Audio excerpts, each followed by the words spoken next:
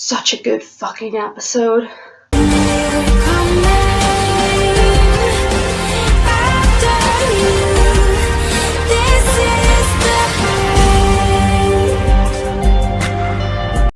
What's up, Shadowhunters, Angels, and Downwaters alike, and welcome to my first thoughts on episode, again, almost saying episode 3, episode 13 of Shadowhunters Season 2, technically Season 2B. Very complicated, it's episode 3 of Season 2B, but episode 13 of Season 2 on a whole. You get what I mean. These are my first thoughts on those of Demon Blood. This was such a good episode. There's just so much talking material in this episode that I honestly didn't know where to start with my notes. So I think it goes without saying that all the commentary in the episode will most likely be discussed in Fair and Unbiased.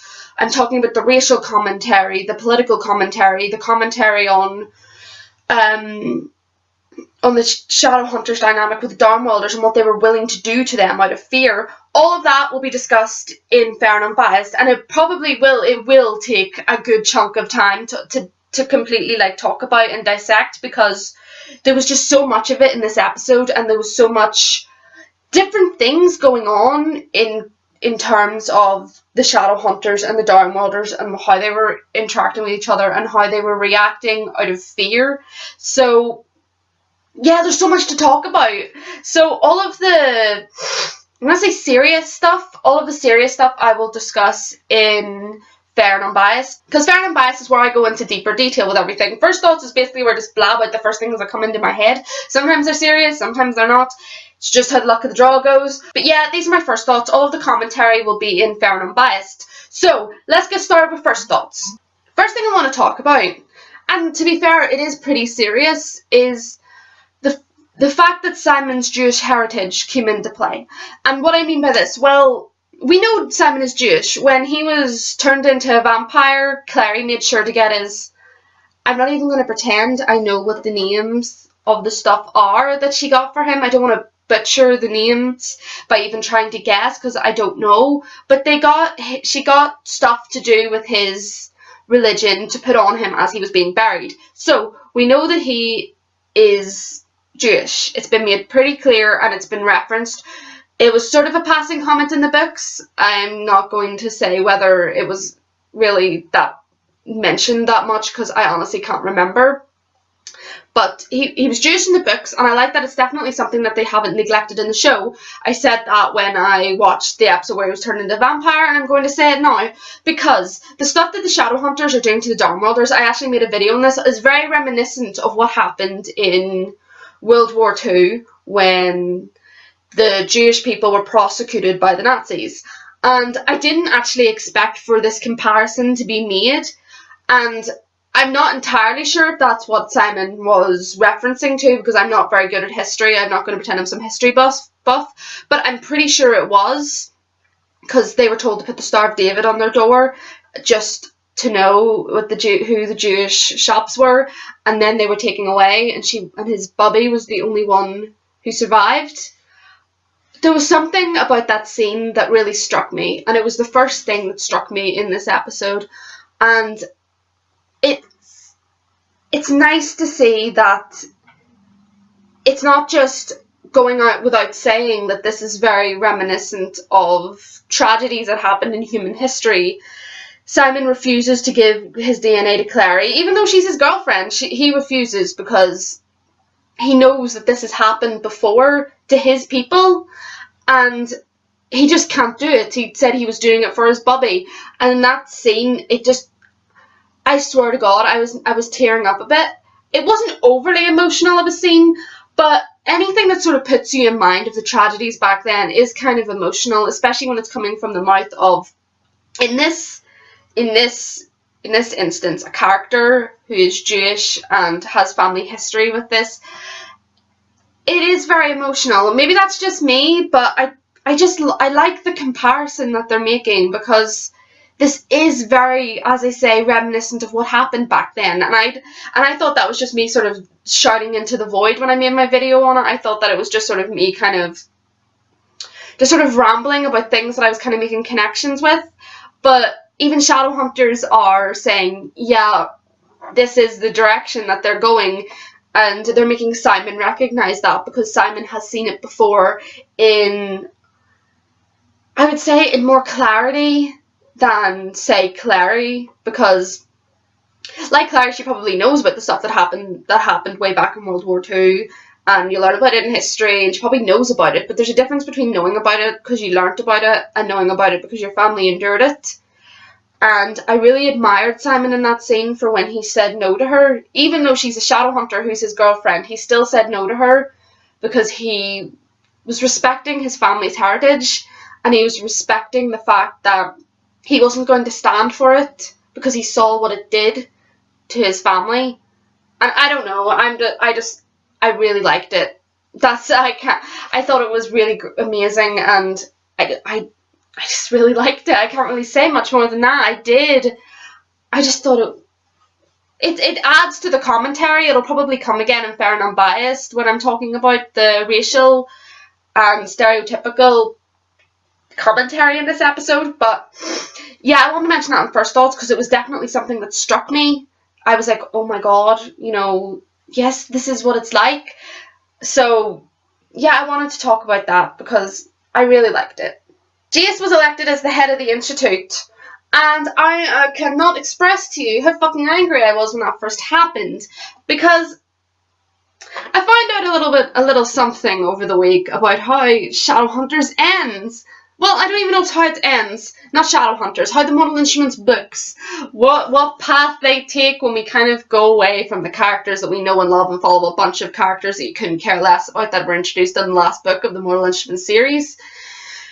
When it goes to that, you find something out about who gets the Institute, and when I found that out, I flipped my lid, but I'm not going to say anything because spoilers. But when that happened, I was like, what? Like, it should be Alec. Why are you giving it to Jace? Inquisitor Herondale, for all of season 2A and 2B, was like, that Jace one's a nuisance, he's just a friggin' brat, I hate him, he's just a disgrace. And then as soon as she finds out he's his grandson, I get it, she thought her grandson was dead, that's awful, but suddenly all of her opinions change. Like, it's just like, you're just like your father, it makes so much sense, you go with your gut, that's what we Herondales do. And it's just like, wow, talk about, familial bias, why don't you? And as I say, I get it, she thought he was dead, but she just sort of spun on her axis. It was a bit baffling, but yeah, she gave Jace head of the Institute, and thank God he was just like, no, Alec, no, you're giving it to me, it should be Alec. And she was just like, no, you're a Herondale, we Herondales get it. And I was like, bitch, back the fuck up. When you weren't around and Lydia wasn't around, who was running your stanky ass Institute? Alec. Oh, but wait, no, he's not a Herondale. But again, this did introduce a concept that I've been waiting for. I've been waiting for this to be addressed in the Shadow World ever since episode 12 of season 1, when Alec kissed Magnus at his wedding. The homophobia is beginning to set in. I don't know whether there was an adjustment period or something, but one of the reasons Alec speculated that Inquisitor Herondale did not choose him to be the head of the Institute was because he is dating a male Downworlder. Not only is he dating a male, which is something that is largely looked down upon in the Shadow World, he is dating a male Downworlder, which is even worse because they look down on the Downworlders as well. So it's basically just, they don't want to have someone running the Institute who is gay and dating a Downworlder. And this is only extrapolated by the fact that Jace said that his decision to hand the head of the Institute over to Alec would be widely controversial. And I think that means that we're going to lead on to people maybe having a problem with Alec's authority and maybe not accepting the fact that he is in charge of them. And I feel like we're finally going to be able to get to see the homophobia that we definitely didn't see in the books. And we're going to see it in the show, because I was waiting for it to happen throughout season 2. Yeah, I was just kind of like, oh, well, this was kind of brushed over. This was like, they did it the way the books did. Because as soon as it happened in the books, as soon as Alec came out, like suddenly everyone's gay, there's no problems, nothing whatsoever. And I don't want to see people getting hurt. I said this in my podcast. It's not like I want to see Alec lynched in the streets because he's gay, but the problem is it sends a bad message saying, oh, once you come out, everything's going to be fine. You're not going to face troubles and trials by people who just don't accept it, and people who are closed-minded, and people just who have the opinion that you're not born this way and that it's a choice and that you're making the wrong choice and it's against God and all that crap, sometimes it doesn't disappear. And especially in a world that has been built up to be so homophobic that Alec was terrified to come out in the first place because of this, it's highly unlikely that no one is going to have a problem with it.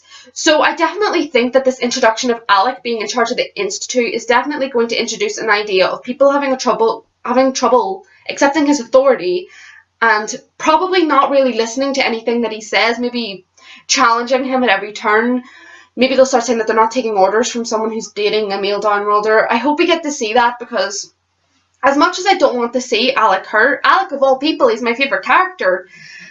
Portraying homophobia, when you've portrayed it to be this way in this world, you can't just drop it like it's not there anymore just because he came out. It's highly unlikely, and it just wouldn't work. So I hope this is definitely going to continue on, and it's going to turn into something that's more realistic in terms of what has happened and in the world that we're in. So I'm definitely looking forward to seeing more of that and seeing if more of that is addressed. Oh, the introduction of Max again. Oh my god, it scared me. Oh, I had a heart attack. As soon as they were sitting saying, oh, Max is coming to the Institute, I was like, no, oh no, no. I'm not going to say what happens. I can't say what happens, obviously, because there's people who watch me who haven't read the books. But Max has a couple of plot lines coming that, oh no. I thought it was even starting in this episode, but thankfully it didn't. I was not emotionally prepared for that, but oh no. Magnus and Dot had some nice scenes in this episode. I'm starting to think that maybe Dot has replaced Katarina in the books. Katarina was a warlock who Magnus came to for advice a lot. She wasn't exactly keen on getting involved in Magnus's affairs. She preferred to stay out of it and just sort of keep to herself and do her own thing. She was a lot like Ragnar in that sense, but where Ragnar was killed in City of Glass, Katarina survived all the way through. So, but she wasn't that major a player. She just kind of popped in and out, barely in the Mortal Instruments series. She comes in more in the Bane Chronicles and the Tales from the Shadowhunter Academy. But she was definitely there, and she was definitely console for Magnus a lot. So I feel like Dot has replaced that. I hope Katarina does come in, because as much as I like Dot, I don't really have any particular strong feelings for her, but as much as I like Dot, I liked Katarina as well, so I'd like to see Katarina come in at some point. I had a problem with the dancing, and I'm gonna say why I had a problem with the dancing. In season 1, Harisham Jr., the man who plays Magnus on the show, was asked was he going to dance. And it's no secret at this point that Harisham Jr. is a professional dancer. He danced on Glee. I think he was in those Apple iPod adverts doing dancing back when they did those silhouette commercials. He's done a lot of work with dancing, and when he was asked about this a lot, it was a question that kept reoccurring from fans, from commentators, from presenters. He kept saying, I want this to be about my acting. I remember in a particular interview he says, I want to explore my skills, and I want this to be about my acting. And I thought, oh, that's nice. I thought, as cool as it would be to see Magnus dancing, it's nice that he's sort of expanding his horizons and trying new things. And I thought they were doing well with that through season 1 and season 2A, but no, it changed. And I have no problem with his dancing. I think he's fucking amazing at dancing. I couldn't fucking do it. But I don't know. When I heard on Twitter that Harry was choreographing a dance that was going to be on the show, I was just kind of like, oh. I'm not going to make any, claims, but after the way he spoke about wanting this to be about his acting, I hope it didn't come to the point where the fans demanded it so much that the showrunners made him do it, because it wasn't necessary. Magnus has never danced in the books. He's never danced in any of the lore. So, to me it feels like the same reason because Emery Tobia was Hispanic, they made Isabelle able to speak Spanish. It feels like that they took something that the actors can do and formulated it into the character. And that's great, because Emery's never said that she doesn't want to speak Spanish on the show. She's very proud of her heritage, and I'm sure Harry's very proud of his dancing as well. But it was just, as soon as I heard he was dancing, the first thing that came into my head was what he had said about him wanting it to be about his acting.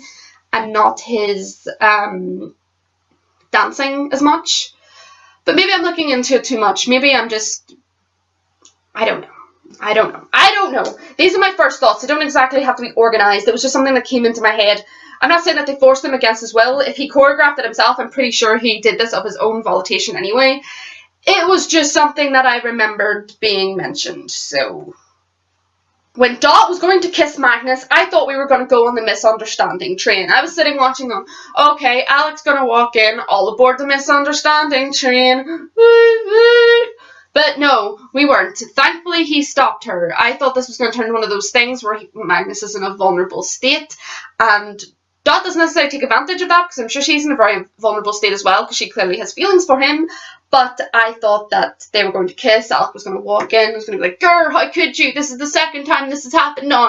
But it didn't, and I respect Shadowhunters for that, because I could not have coped with that. I hate misunderstandings, because literally all that needs to be said is, it's not what it looks like. She kissed me, I didn't kiss back.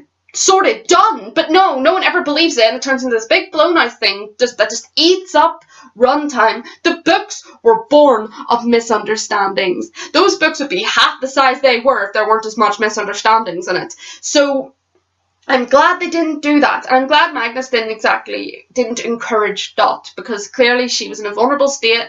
She thought that their venting to each other would lead somewhere, but it didn't. And he was like, "I'm sorry, I love Alec." And I loved it. My chums are saying, "I love you, it's beautiful, I love it." But it was a respectful way of turning her down. It was a very respectful scene. There was no misunderstanding. There was no cheating, for one thing. There was no taking advantage of each other's vulnerable states. It was a very nice scene, and I really liked it. And I thought it was an excellent way of handling a situation like that. So yeah, I really liked that scene as well. I thought it was really good. Isabelle, Raphael, and Merlion banded together to defeat Keely. Keely was the one behind all the killing.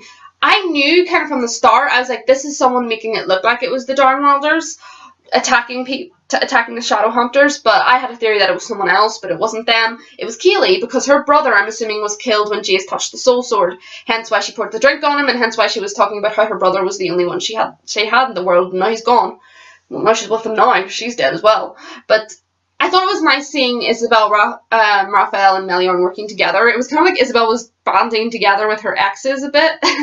But they made a nice team, and it wasn't made about their romance, their previous romantic connections. It was just solely business, and I thought that was really nice. I liked that. I thought it was... It made it show that Isabelle doesn't have to go on missions for it all being about her allure. She can go on and do things in a business, sophisticated, professional manner, and it doesn't all need to be about her seducing people. And especially since these two people were her exes, it could have easily been about her trying to seduce information out of them. But it wasn't. She went there professionally, and she sorted everything out. And Max nearly got kidnapped and killed, but he wasn't. We're all good. He wasn't. Oh, what the flip. So many ships. The ships are getting out of control in this show. The ships have gone beyond the realms of what people shipped with the books, whether it be slash or canon. This is just going into all of the ships. Just going for all of the ships. May and Jace are fucking now. They fucked in the alleyway. I'm assuming that's what they were doing. Something happened. Might not have been fucking, but heavy petting for sure. So they're doing their thing. And... just cause, and then people are probably going to ship Magnus and Dot now. It's just, there's just so many ships, and you can't keep up anymore. I didn't like the scene with Jace and Maya, but that's just a personal thing. Honestly, I don't care that much about Jace, and Maya's okay, but I don't know, it was just uncomfortable for me.